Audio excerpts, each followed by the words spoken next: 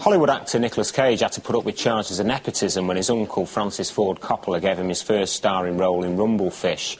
Highly praised performances, though, in films like Raising Arizona, Moonstruck and now Wild at Heart have since established Nicolas Cage as one of Hollywood's brightest stars. He dropped into the Word earlier for a little chat. This wood is fake. I don't care! I ain't no freaking monument to justice! I lost my hand! I lost my bride! Johnny has his hand! Johnny has his bride! You want me to take my heartbreak, put it away and forget? Lula. Peanuts! Hey, baby! Oh, wow. Baby, I got a surprise for you. What? Hey, my snakeskin jacket!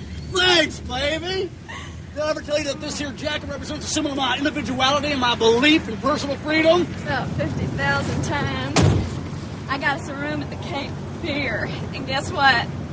Power Man's playing at the Hurricane. Stabbing and steer.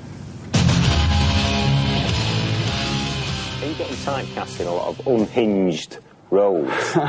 Well, you know, I just happen to be unhinged myself, so it just sort of falls into place naturally. I can't help it, but I dig your studio here, the Word. It's kind of cool. The coloration is wild. Some of the sex scenes in Wild at Heart were quite raunchy, weren't they? The sex scenes are kind of wild, but I think that actually the sex is it's very sweet.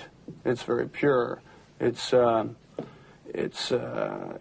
an exploitive kind of sexuality. I think it's a celebration of sexuality. It's kind of like saying that if you're really in love, it's cool to have radical sex. Do you actually learn anything that you can use in real life from your choreography and those kind of scenes? Well, we talked about various favorite positions, and David said what his favorite position was, and I said what mine was, and Laura said what hers was, so we all got our favorite positions in there, and yeah, sometimes you borrow from it. Life imitates art, and art imitates life. I saw some that, you know, in life might be more enjoyable, not as visually good on the screen. Well, you tend to ham it up a little on the screen. You try to make it look like you're really good at it. Anyway. But it's enjoyable in life, yeah, come on. Sex is where it's at. I mean, you were quite a smouldering type of character in Moonstruck, weren't you? Did that actually, you know, increase your... Sexual appetite or turnover, I was going to say. My turnover? Possibly so, you know. Girls like guys with wooden hands, and in Moonstruck I had a wooden hand, and that just, you know, really turned them on. They dig it for some reason. You should try it. Get yourself a wooden hand. Go out there, like Piccadilly Square or whatever. Check it out. You will not fail. It's the best line, one line, you'll get it. You actually spent some time in a correction centre, didn't you?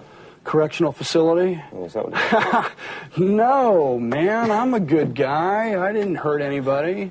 I'll tell you what happened. I'll tell you why I went to this school, if you want to know that. It was lunchtime, right? And all the students were supposed to bring lunch for all the other kids, you know, and prepare something. So I said, I'll bring egg salad sandwiches. And, well, I went home, and I went to this store, and I bought 5 cans of fried grasshoppers, right? Check it out.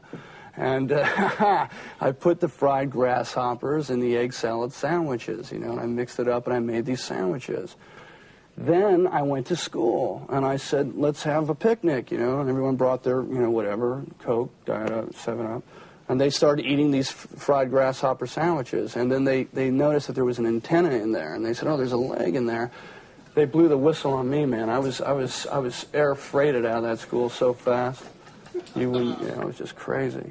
Have you ever held any little parties at your pad in Hollywood and, like, invited a few people out for sandwiches? You mean, have I had any bug bashes? Yeah, I have bug bashes all the time. Man, you want to go to one? Come on, you're invited. Everybody is. You actually ate an insect yourself, didn't you, in one of your films? I ate a bug, yeah. What was that like? It was awful. You see, I like bugs to look at, but I don't like cockroaches to look at, and I don't like eating them.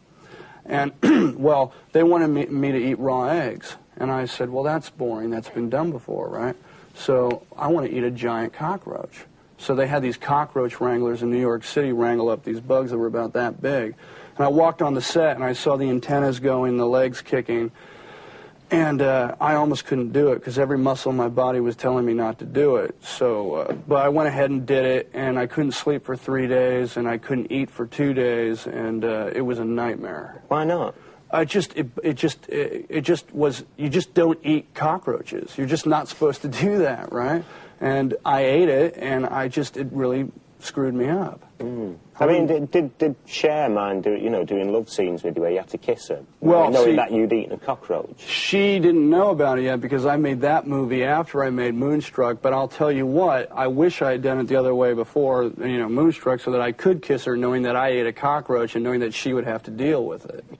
It's just kind of a funny thought. Is that something that you have to tell women when you're going out with them? You say, oh, look, I've got a confession to make. I've actually eaten a cockroach. No, sometimes they already know about it, and it's the weirdest thing. It's like the wooden hand. For some reason, if they know you ate a cockroach, it just turns them on. I don't know what it is. I can't explain it.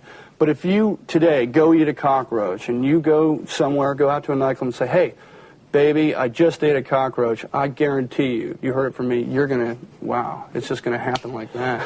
Thanks for coming in. What are you going to be doing this weekend in London then? Go off to Loch Ness and check out if I can find that monster. Because I'm going to hang out in Scotland until I find it. Now, I hear it's been quiet for 8 years, but I'll be there for 10 if it takes 10 to see it. So that's where I'll be if you want to get a hold of me. Loch Ness. Wow. Hey, I'm sure he was seconding Mickey there, don't you? Hey, you need to get a big sandwich to fit the Loch Ness Monster on. Have you ever eaten any unsavoury insects? No, I don't mess around, man. I don't mess around. Stay away from the bug bashes. No. Hey, never mind. Last night, the cream of the pop wheel, the grovel. Right there.